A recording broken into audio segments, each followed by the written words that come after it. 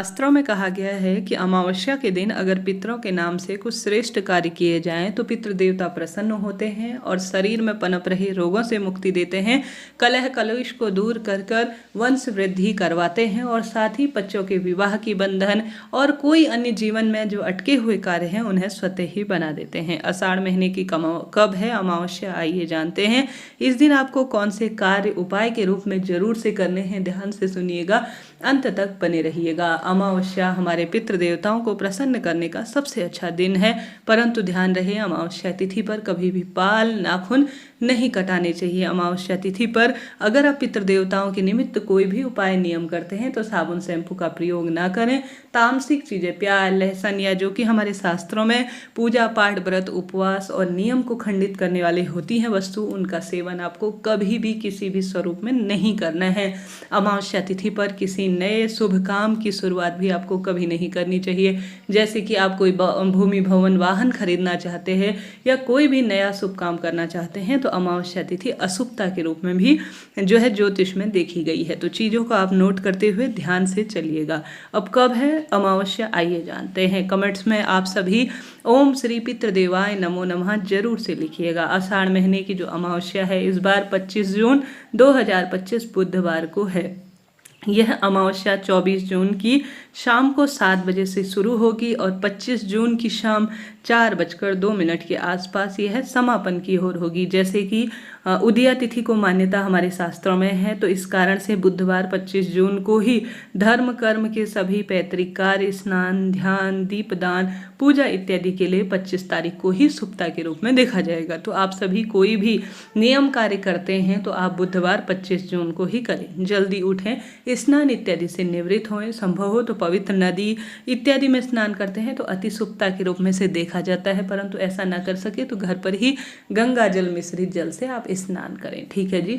अब आप सभी को 25 तारीख को, जैसा कि आप जानते होंगे, अगर कोई भी आप पितरों से संबंधित पूजा पाठ का कार्य करते हैं तो आपको दोपहर का समय इसके लिए चुनना चाहिए। जैसे सुबह शाम देवी देवताओं की पूजा के लिए होता है, उसी तरह से दोपहर का समय करीब करीब 10:30 11 बजे से लेकर 2:30 बजे 3 बजे का जो समय होता है वह कुतुब काल शास्त्रों में कहा गया है। इस कुतुब काल अर्थात पितरों के कार्य करने के समय को सबसे सुंदर रूप में लिया जाता है। इस समय अगर आप पितरों के नाम से ब्राह्मण देवता को भोजन कराते हैं, गौ माता के लिए स्वान के लिए रोटी निकालते हैं या दान करते हैं या अग्यारी के माध्यम से अगर भोजन बनाते हैं तो इसे अति शुभता के रूप में अति उत्तम दृष्टिकोण से देखा जाता है। देखिए, कोई भी कार्य हो एक अच्छे समय, एक निश्चित जो है मुहूर्त में या एक निश्चित जो उनके लिए समय निर्धारित किया गया है उस समय करते हैं तो अति शुभ इसके परिणाम देखे गए हैं। तो आप सभी को बहुत सुंदर तरीके से समय का ध्यान रखते हुए कार्य करना है।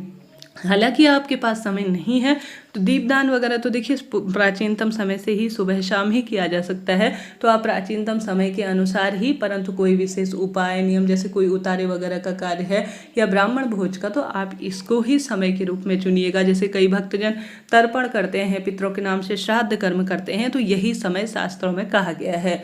इससे ज़्यादा आपकी जो है समय बाध्यता अनुसार ही आप कार्य कीजिएगा। अब इस दिन कौन कौन से उपाय और कार्य करने हैं, सबसे पहले सुनिए। आप सभी को एक जल का लोटा लेना है। जल के लोटे में आपको तुलसी पत्र रखना है। निरंतर ओम सर्व पितृदेवाय नमो नमः यह कहते हुए काला तिल आपको जल के लोटे में, कच्चा दूध और गंगा जल, इन 4-5 चीज़ों को डालना है। आपको तुलसी पत्र, काला तिल, गंगा जल, कच्चा दूध और मटके से अपने जल लेना है पात्र में। महिला पुरुष सभी जन अपना मुख, जो भी व्यक्ति घर का एक सदस्य कर रहा है वह दक्षिण दिशा की ओर अपना मुख करे और पितरों का ध्यान करते हुए सबसे पहले स्नान इत्यादि से निवृत्त होकर जल समर्पित करें। दक्षिण दिशा पितरों की मानी जाती है तो इसका ध्यान रखें। उसके बाद आप एक लंबी बत्ती, पितरों के नाम से लंबी बत्ती लगती है, उसको जो है आप सभी को काला तिल डालकर पितृ देवताओं के नाम से लंबी बत्ती का दीपदान जरूर करना चाहिए। इससे भी सभी तरह की परेशानी दूर होती है। काला तिल हमेशा ही पितरों से संबंध रखने वाला होता है, तो इस कार्य को भी आप कर सकते हैं।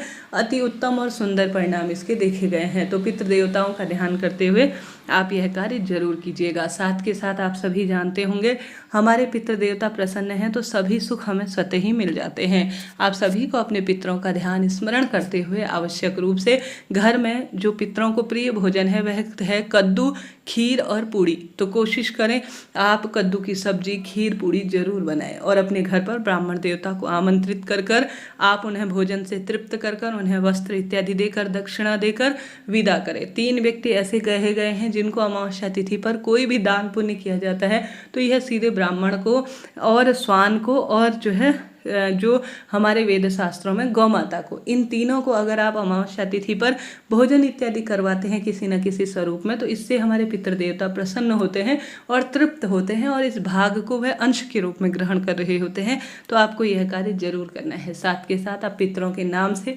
अन्नदान, जलदान, वस्त्रदान, भूदान जैसे चींटी, चिड़िया, कबूतर इत्यादि को दाना डाल सकते हैं। पीपल वृक्ष की जड़ में आप कच्चा दूध, काला तिल इत्यादि समर्पित कर सकते हैं। इससे पितृदोष समाप्त होता है। आप मछलियों के लिए दाने की व्यवस्था करते हैं, पीपल पूजा करते हैं, पीपल वृक्ष के नीचे पितृ चालीसा का पाठ करते हैं तो इससे भी बहुत सुंदर और श्रेष्ठ परिणाम देखे गए हैं। पितरों की प्रसन्नता के लिए आप यह कार्य जरूर करें। दीपदान आपने कर लिया, जल दान कर लिया, आपने अन्न का दान कर दिया तो आप बहुत भाग्यशाली है जो आपको पितृदेवताओं ने चुना है इन कार्यों के लिए। तो आप करते हैं तो शास्त्र वर्णन कहता है अति उत्तम इसके परिणाम मिलते हैं। आप कीजिएगा, लाभ होगा। जरा सा भी वीडियो उपयोगी रहते हैं तो लाइक करें, शेयर करें, सब्सक्राइब करें।